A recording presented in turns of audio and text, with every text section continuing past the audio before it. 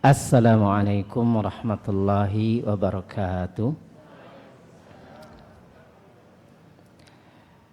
Alhamdulillahirabbil alamin, wassalatu wassalamu ala nabiyina Muhammadin wa ala alihi wa ashabihi ajmain, amma ba'du.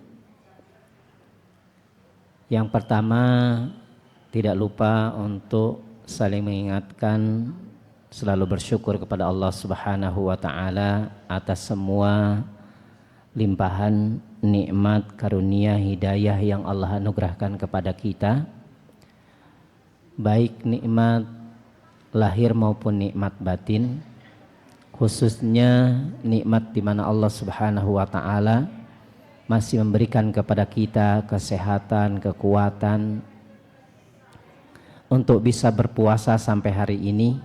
Kita sudah berjalan berapa hari? 14 hari ya. Kita sudah 14 hari berpuasa.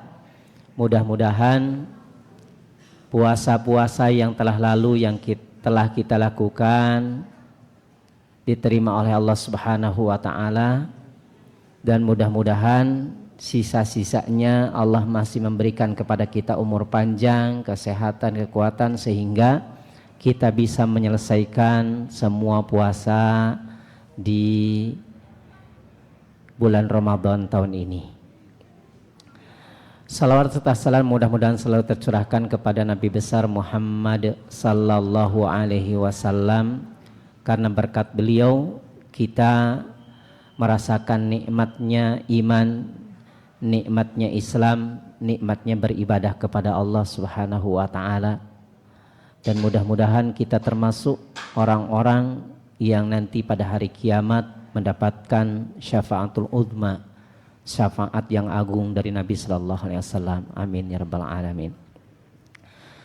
Bapak Ibu yang dirahmati Allah Subhanahu wa ta'ala, pada kajian buka sore hari ini kita akan mengulang kembali, mengingat kembali tentang hal-hal yang dianggap membatalkan puasa tapi sebenarnya tidak. Karena ini masih sampai hari ini banyak kaum muslimin yang menganggap hal-hal ini membatalkan puasa. Padahal secara fikih itu tidak membatalkan puasa. Yang pertama adalah dalam keadaan junub masuk ya, setelah adzan subuh ya. Setelah adzan subuh kita masih dalam keadaan junub. Ini masih ada kaum muslimin yang menganggap bahwa tidak boleh seseorang masuk waktu subuh dalam keadaan junub dan puasanya batal atau tidak sah. Hal ini bukan hanya hari ini, dari zaman sahabat sudah ada. Di mana ada seorang sahabat yang mengatakan, man adrakahul fajru wa huwa junuban fala yasum. Barang siapa yang mendapati waktu fajar dan dia dalam keadaan junub, maka tidak boleh puasa. Puasanya tidak sah. Sehingga sahabat-sahabat lain yang mendengar pendapat sahabat ini, mereka merasa ragu. Kemudian para sahabat yang mendengar ini, mereka mendatangi Abdurrahman bin Al-Harith, sahabat lain, untuk memastikan apakah perkataan sahabat yang mendapati waktu fajar dalam keadaan junub itu tidak boleh puasa itu benar apa enggak. Maka mereka mendatangi Abdurrahman bin Al-Harith, bertanya, dan ternyata Abdurrahman bin Al-Harith mengatakan itu tidak tepat, itu salah ya. Namun para sahabat ini mereka tidak puas dengan jawaban Abdurrahman bin Al-Harith. Maka mereka mengusulkan, mari kita tanyakan kepada istri-istri Nabi. Di mana istri-istri Nabi orang yang paling dekat dengan Nabi, yang paling tahu tentang syariat, yang khususnya berhubungan dengan puasa atau junub. Maka kemudian mereka bareng-bareng bersama Abdurrahman bin Al-Harith juga mendatangi Aisyah dan Ummu Salamah, kedua istri Nabi. Nanyain hukum yang tadi. Ternyata keduanya mengatakan, karena Nabi sallallahu alaihi wasallam yusbihu junuban min ghairi hulmin summa yasumu. Nabi sallallahu alaihi wasallam mendapati subuh dan beliau dalam keadaan junub, bukan karena mimpi, tapi karena hubungan suami istri, dan beliau tetap berpuasa. Puas enggak? Jawaban itu enggak puas juga. Ternyata para sahabat ini tetap enggak puas, padahal udah dijawab oleh istri Nabi. Kemudian mereka, mari ayo kita tanyakan ke Abu Hurairah dan Abu Bakar. Dicarilah Abu Hurairah dan Abu Bakar dan ketemu. Bertanyalah kepada kedua beliau berdua, maka jawabannya sama seperti jawaban kedua istri Nabi sallallahu alaihi wasallam. Maka kemudian orang-orang menerima, dan orang tadi, sahabat tadi yang mengatakan adrakahul fajru junuban falayasum, maka dia rujuk, dia meninggalkan pendapatnya tadi. Ini diriwayatkan oleh Imam Muslim, hadis ini. Dari hadis ini kita dapat faedah yang banyak. Yang pertama, di mana kita sering mendapati sahabat yang berpendapat ternyata keliru, disebabkan karena belum sampainya hadis kepada mereka. Contoh lain apa? Contohnya tentang kasus tayamum, karena junub dengan guling-guling di tanah, buka baju guling-gulingan di tanah supaya semua badannya kena tanah. Karena sahabat tersebut belum dapat hadisnya dari Nabi tentang cara tayamum, yang cukup dengan menepukkan kedua telapak tangan, mengusap muka dan tangan. Jadi itu tidak asing, akan sering kita dapati di mana ada sahabat yang keliru. Nanti kekeliruan sahabat ini antara dilaporkan kepada Nabi atau turun ayat kepada Nabi sallallahu alaihi wasallam untuk meluruskan pemahaman mereka yang salah. Yang kedua, semangatnya para sahabat untuk menuntut ilmu yang belum mereka dapatkan, ilmu yang belum mereka ketahui, sehingga mereka bertanya dari satu orang ke orang lain. Jadi bagi kita untuk selalu bertanya dalam permasalahan agama yang belum kita ketahui, nanya sana, nanya ustadz satu, nanya ustadz dua, terus. Yang ketiga, di mana para sahabat tidak puas dengan satu jawaban, dan itu pun mengajarkan kepada kita untuk banyak-banyak bertanya, jangan puas dengan satu jawaban. Kenapa? Karena jawaban yang banyak itu satu sama lain saling menguatkan. Kadang kita dengan satu jawaban masih ragu, apa benar? Kurang yakin. Kita tanya lagi sama ustadz lain. Terus sampai kita mendapatkan jawaban yang puas. Oh, ternyata kita simpulkan dari 5 ustadz itu jawabannya walaupun beda-beda, kita dapat jawaban yang bisa kita ambil. Sebagaimana tadi sahabat nanya satu, kedua, ketiga sampai mereka puas. Kemudian faedah berikutnya, orang yang tidak tahu kewajibannya adalah belajar bertanya, bukan memponis suatu hal yang dia belum tahu ilmunya. Karena musibah hari ini kaum muslimin ketika tidak tahu ada mendapati orang yang berbeda, dia langsung ponis, awas si anu sesat, kok bisa beda. Bukan hanya ya. Kewajibannya bertanya, kita tanya pertama ke orangnya dulu, tanyain ke orangnya, kok kamu itu seperti itu, kenapa? Nah, maka dia nanti akan menjawab sesuai dengan kemampuannya. Kemudian kita nanti tanyakan kepada yang lain, apakah argumen orang tersebut benar atau tidak, ada atau tidak. Ya. Jadi jangan serta-merta kita kemudian karena kita mendapati orang berbeda, kita kemudian memvonis itu salah atau menyimpang. Itu yang pertama. Kemudian kapan seorang dikatakan membatalkan puasa karena junub? Yaitu ketika masuk siang hari dia junub karena sengaja, baik itu karena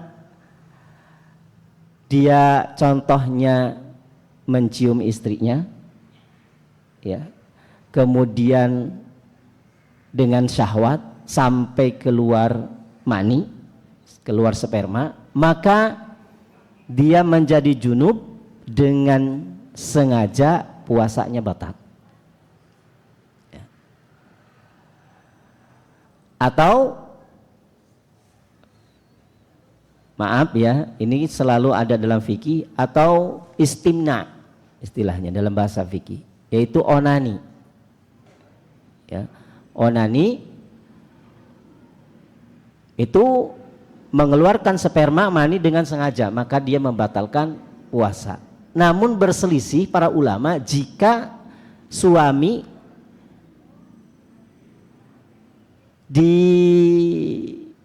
dionaninya ini oleh istrinya. Jadi kalau yang sendiri itu disepakati oleh ulama, itu batal puasanya. Tapi kalau oleh istrinya, maka para ulama berselisih. Ada yang menghukumi batal, ada yang menghukumi tidak batal. Ya. Tapi tetap amannya jangan dilakukan. Ya. Jangan dilakukan supaya hal tersebut menghindari kita dari batal puasa. Itu yang pertama. Yang kedua, kumur-kumur ketika berpuasa. Imam Ibnu Qudamah mengatakan, wala yuftiru bil mamadati bi ghairi khilafin sawaun kana fi taharati aw ghairiha. Tidak membatalkan puasa dengan kumur-kumur, ya. Baik itu karena wudu atau karena selainnya, bi ghairi khilafin, tanpa perselisihan para ulama. Jadi ini disepakati, para ulama sepakat kumur-kumur tidak membatalkan puasa. Jadi boleh kita puasa kemudian kumur-kumur, baik itu karena disyariatkan, diperintahkan, ataupun yang tidak diperintahkan. Karena para ulama membagi dua tentang kumur-kumur. Pertama yang disyariatkan, yang diperintahkan karena wudu atau karena mandi junub. Kalau selain Syafi'iyah hukumnya wajib. Contohnya Hanabilah, ya, Malikiyah menghukumi wajib. Kalau wudu sama mandi besar, kumur-kumur sama istinsyak. Kalau sengaja tidak kumur-kumur, sengaja tidak istinsyak, memasukkan air ke hidung, maka wudunya tidak sah dan junubnya tidak sah. Kecuali Syafi'iyah hukumnya sunnah.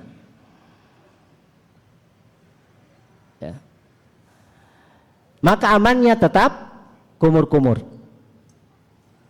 Jika setelah kumur-kumur selesai wudhu atau selesai mandi junub ternyata masih ada air yang tersisa di sela-sela lidah kita, di rongga mulut kita, maka tidak wajib dikeluarkan. Seandainya tertelan, puasanya sah, tidak batal. Jadi tidak usah dipaksakan sampai kering kita meludah, supaya meyakinkan bahwa ludah udah keluar semua itu. Tidak usah. Kalau sebabnya karena wudhu atau mandi junub. Adapun jika kumur-kumur selain keduanya yang tidak disyariatkan, contohnya karena haus sekali kemudian kumur-kumur, itu tidak batal puasanya, hukumnya makruh. Akan tetapi sisa air tersebut wajib dikeluarkan karena dia bukan kumur-kumur yang disyariatkan. Jika sengaja ditelan sisa tersebut, maka batal puasanya. Itu kalau tidak disyariatkan. Jadi kalau yang disyariatkan tenang saja. Kita walaupun kumur-kumur tidak usah sampai dibersihkan. Ya. Itu berkumur-kumur. Kemudian yang ketiga, berhubungan dengan berkumur-kumur juga, menelan ludah. Suka menelan ludah pas puasa? Sering kan? Gimana hukumnya? Batal enggak? Bisa batal, bisa enggak. Jadi jawabannya bisa batal, bisa enggak.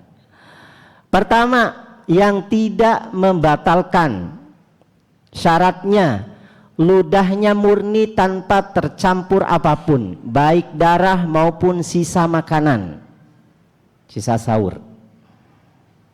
Jadi kalau kita ludahnya bersih, murni, ya, seandainya dikumpulkan penuh semulut kemudian kita telan, tidak batal puasanya, disepakati ulama. Itu ludah mutlak yang boleh ditelan.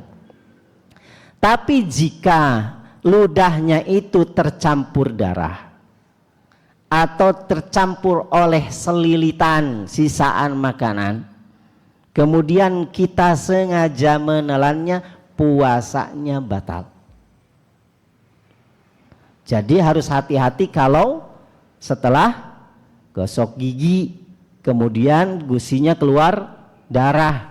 Kalau belum bersih masih ada darahnya, jangan ditelan karena bisa membatalkan puasa. Karena itu udah benda lain, ya, benda lain yang oleh para ulama dimasukkan ke dalam semakna makan dan minum, termasuk tadi sisa-sisa selilitan.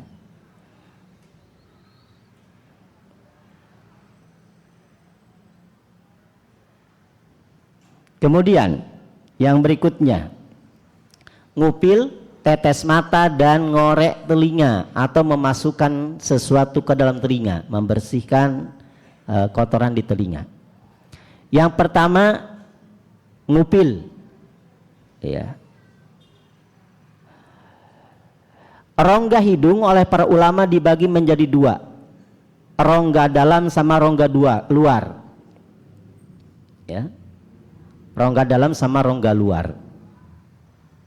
Jika sesuatu masuk ke rongga dalam, khaysum namanya, yang kalau kita wudhu air itu masuk jadi panas, panas, itu berarti masuk khaysum, rongga hidung bagian dalam. Maka jika sesuatu dengan sengaja masuk ke dalam rongga hidung bagian dalam, maka batal puasanya. Seandainya kita ngupil kemudian kelingking kita masuk sampai khaysum, seandainya, atau kita pakai benda lain, pakai alat, maka itu batal puasanya. Tapi jika hanya di rongga bagian luar, yang bagian sini, ya, itu tidak batal puasanya. Jadi ngupil selama tidak dimakan upilnya tidak batal. Itu boleh, ya. Sing penting tidak sampai ke rongga bagian dalam. Itu. Termasuk tetes mata. Maka para ulama memasukkan rongga mata itu bagian luar badan. Jadi boleh seseorang berobat atau kelilipan kemudian mengucurkan air ke mata dengan sengaja, dan itu tidak membatalkan puasa. Ya. Jadi kalau mata tuh para ulama masukkannya itu rongga bagian luar. Tidak termasuk rongga bagian dalam yang boleh masuk ke dalam mata. Walaupun itu sengaja, termasuk obat tetes mata. Adapun ngorek telinga, maka ini menjadi dua pendapat ulama. Yang pertama Syafi'iyah mayoritas menghukumi batal, ya, baik dengan cotton bud atau dengan bulu ayam kalau zaman dulu, ya, itu batal puasanya. Jadi sebaiknya jangan ngorek kuping, ya, karena mayoritas ulama Syafi'iyah menghukumi batal, kecuali dua ulama, Imam Asy-Syatiri sama Imam Al-Husaini. Maka beliau mengatakan la yubtilu shaum biwusulil ma'i ila batinil udun wa huwa qaul qawi.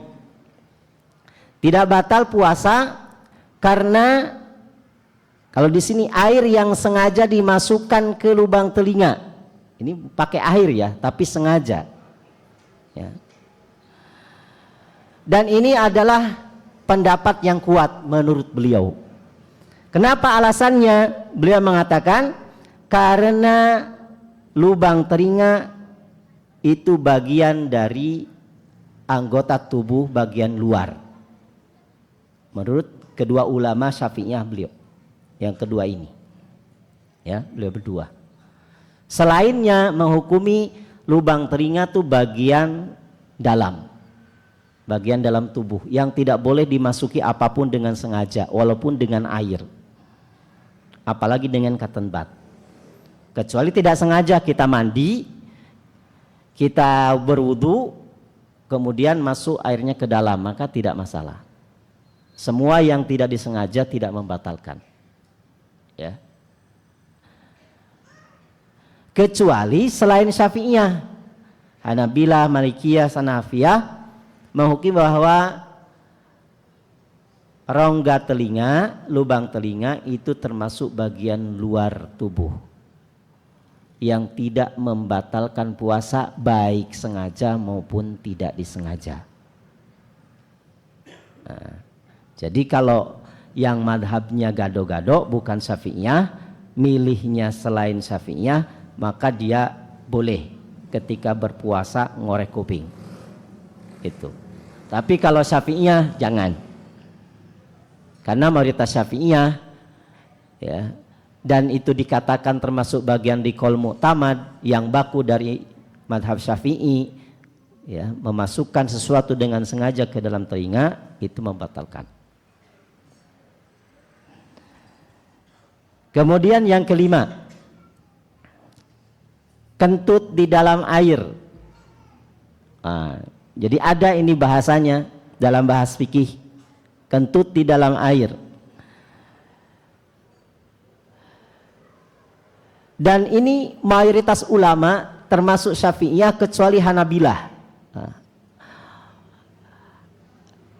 apabila kentut di dalam air, kemudian terasa ada air masuk ke dalam dubur, ke dalam anus, maka puasanya batal. Jadi jangan sengaja kita mandi di bak kemudian kentut di dalam air. Karena ini menurut para ulama, mayoritas ulama dan Syafi'iyah, itu hukumnya batal jika terasa ada air masuk. Tapi kalau tidak terasa air masuk maka tidak batal. Sehingga ikhtiyat untuk kehati-hatian tidak boleh. Ya, tidak boleh. Kita berendam kemudian buang angin ketika berendam di air saat puasa. Karena bisa jadi ada yang masuk, kecuali Hanabilah. Alasannya kalau ulama Hanabilah, karena itu sudah di luar kuasa kita manusia. Ya, kentut, ya kemungkinan ada yang masuk, ada yang enggak. Udah itu keluar dari ikhtiarnya manusia. Gitu. Kalau di Syafi'iyah dan termasuk tadi mayoritas ulama, selama ada yang masuk ke dalam lubang bagian dalam tubuh apapun bentuknya, maka dihukumi batal puasanya. Nah, termasuk yang disebutkan di sini dalam mazhab Syafi'iyah yang semakna dengan tadi adalah ketika kita buang air besar, kemudian sebagian kotorannya ketika kita masukkan, kan kita ketika ketika BAB kita keluarkan ngeden, kadang ada sebagian ketika kita tarik ada sebagian kotoran yang ikut masuk. Nah, kalau di Syafi'iyah ini sepakat di Syafi'iyah, semua ulama tanpa perselisihan di Syafi'iyah itu puasanya batal. Berat kalau Syafi'iyah. Ini Syafi'iyah ini sangat betul-betul hati-hati dalam fikih. Betulan. Ya. Sampai dibahas tentang masalah BAB ketika puasa. Jadi harus betul-betul sampai putus, gak ada yang kalau yang keluar itu masuk walaupun sedikit gitu. Ya. Adapun selain Syafi'iyah, Hanabilah, Malikiyah, Hanafiyah, maka itu tidak di situ. Dalilnya itu sudah di luar kuasa manusia tadi. Ya susah lah kita kalau BAB sampai mikirin ke situ kan. Harus usaha gimana caranya supaya nggak ada yang masuk walaupun sedikit gitu kan, susah itu. Nah, gampangnya gitu. Tapi kalau yang merasa madhab Syafi'iyah, dia memegang satu madhab, mau tidak mau dia harus manut dengan ketentuan ini. Ya. Karena memang di Syafi'iyah ini termasuk pendapat mutamad dan tidak diperselisihkan oleh para ulama Syafi'iyah. Jadi semua ulama Syafi'iyah sepakat sama tentang masalah ini. Kemudian yang keenam, masih ya waktunya, gosok gigi atau bersiwak. Para ulama membagi dua macam. Yang pertama, tanpa dibubuhi pasta, nggak pakai odol, murni hanya pakai siwak saja, murni hanya pakai sikat gigi saja. Maka hukumnya boleh tanpa makruh, dikiaskan, disamakan seperti kumur-kumur tadi. Ya, sama seperti kumur-kumur. Jadi kita boleh supaya tidak bau banget, supaya tidak ada selilitan, ya, kemudian kita gosok gigi tanpa pakai odol. Yang kedua, dibubuhi dengan odol, dengan pasta gigi, maka para ulama Syafi'iyah menghukumi makruh. Ya. Ketika sudah masuk waktu puasa setelah fajar. Kenapa? Karena kemungkinan ada bagian dari pasta gigi tertelan. Karena kita merasakan kalau kita pagi-pagi gosok gigi, ada busanya, ada manisnya, ada ya pokoknya ada rasa odol lah. Ya. Makanya sebaiknya kalau kita mau gosok gigi dengan odol itu sebelum adzan subuh. Sehingga kita aman, terbebas. Walaupun tadi hukumnya baru sampai makruh, tapi itu sebagai syadud dari'ah untuk menutup celah tidak batalnya puasa kita, sehingga ya, apapun potensi yang bisa membatalkan sebaiknya ditinggalkan.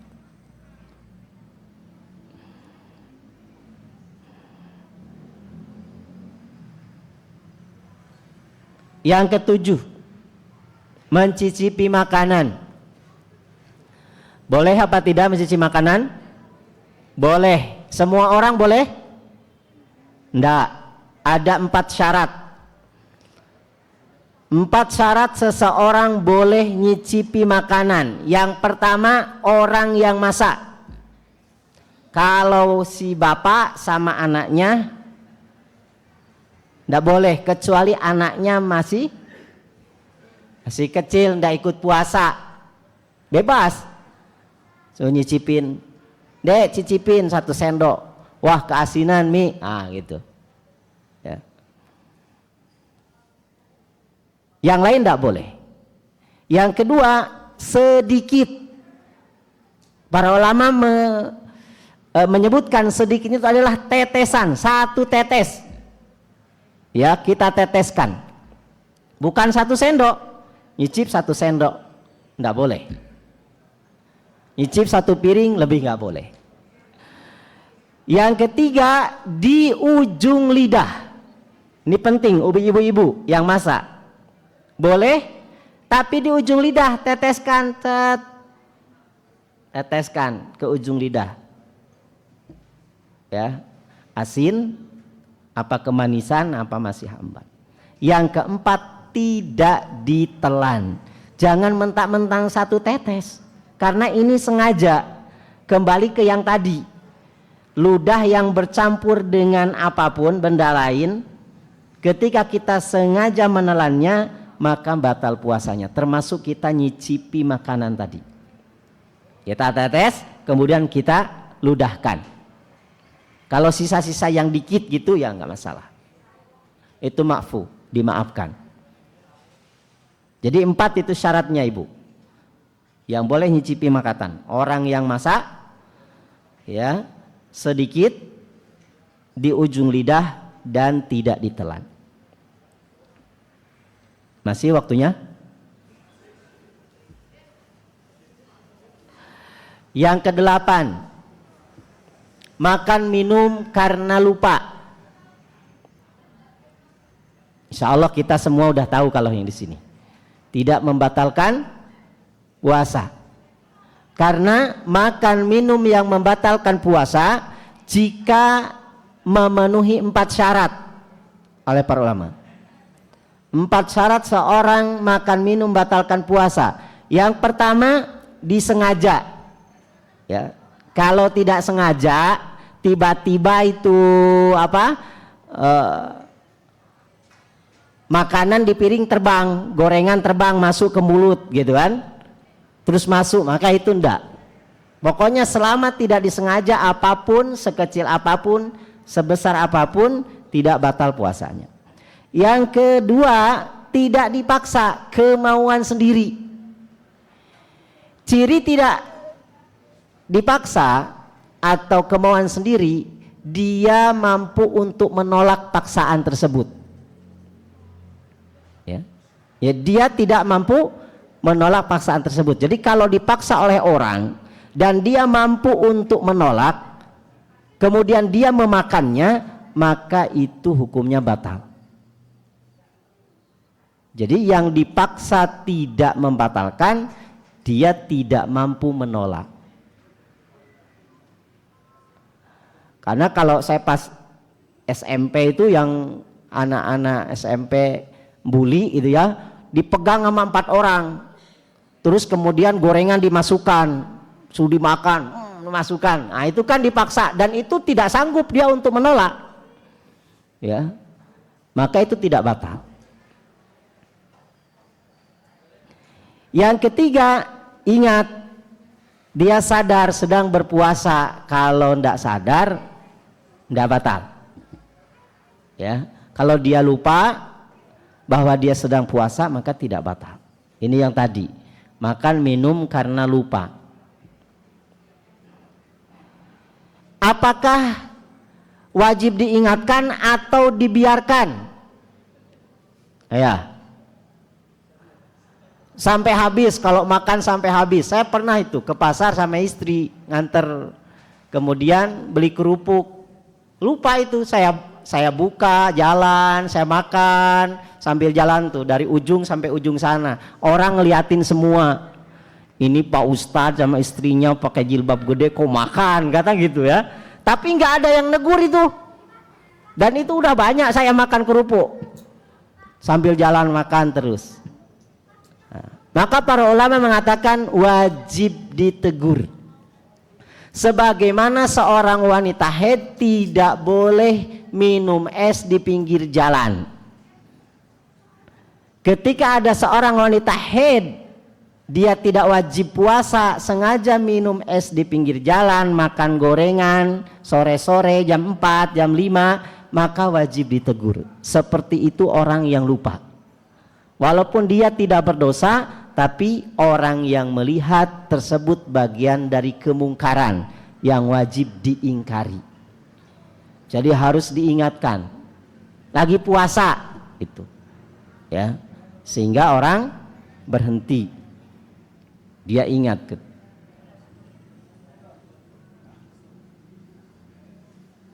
Masih waktunya? Syarat keempat, tahu hukumnya kalau makan itu membatalkan puasa.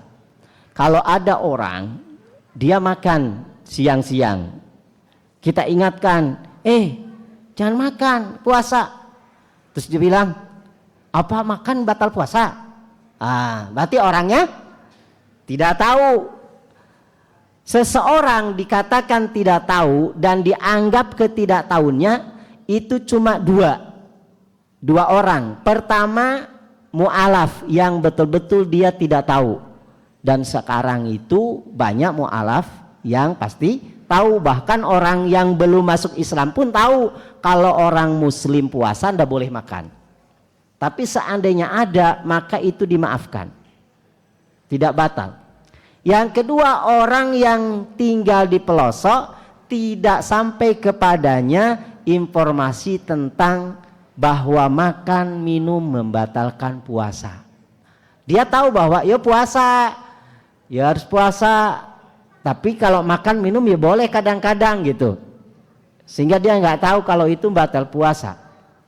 Kalau seandainya, maka dia tidak batal. Tapi hari ini mungkin sulit ya kita menemukan ada orang yang tidak sampai kepada mereka informasi. Jadi kalau di kaum muslimin seperti sekarang kita ya mudah informasi, alasan tersebut tidak diterima. Ya, alasan tidak tahu tidak diterima. Tetap puasanya batal. Sampun? Yang terakhir, muntah. Ya. Muntah yang tidak membatalkan puasa adalah muntah yang alami disebabkan karena reaksi di dalam tubuh yang mengeluarkan muntahan tersebut. Bukan disengaja oleh orang tersebut supaya muntah. Ya. Jadi kita mungkin karena mabok, karena bau sesuatu, karena sedang hamil, karena gangguan jin, itu kan. Nah, itu kadang dia pengen muntah sendiri. Nah, maka itu tidak membatalkan puasa. Adapun yang muntah karena pilihan sendiri, keinginan sendiri, maka itu membatalkan puasa. Wallahu a'lam bishawab. Itu yang bisa disampaikan, ya, beberapa poin yang berhubungan dengan batal puasa yang dianggap oleh masyarakat bahwa itu membatalkan puasa, tapi ternyata tidak sepenuhnya itu membatalkan puasa. Mungkin ada pertanyaan sebelum ditutup? Monggo Ibu. Enggak sampai suaranya. Puasa dalam kondangan. Puasa apa? Ya. Kondangan atau ada tamu. Kalau puasa wajib seperti puasa Ramadan, puasa qadha, puasa nazar, maka tidak boleh. Tapi kalau puasa sunnah, Senin Kamis, Ayyamul Bid, maka boleh kita sengaja berbuka. Termasuk ketika suaminya ngajak. Itu tidak boleh nolak. Misalnya lagi puasa, suaminya ngajak, nah, maka tidak boleh nolak. Nggak boleh, aku lagi puasa, itu tidak boleh. Karena melayani suami hukumnya wajib, sedangkan puasa Senin Kamis hukumnya sunnah, maka dia wajib batalkan. Dan termasuk tadi ikramud duyuf, atau kita sedang ternyata diundang pernikahan, datang hadir semua makan sama sate, gitu kan? Baunya, aduh gimana ini, dilanjutkan apa enggak? Sudah, makan saja, ya, makan saja. Itu boleh.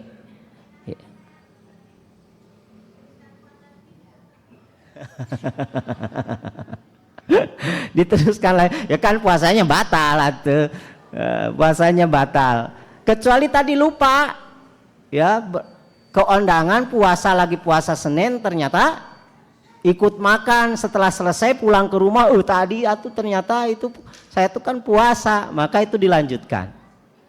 Ya, kalau lupa. Tapi kalau sengaja tadi ya batal dan puasanya tidak dilanjutkan. Allah a'lam bishawab. Itu saja yang bisa disampaikan pada sore hari ini, mudah-mudahan bermanfaat.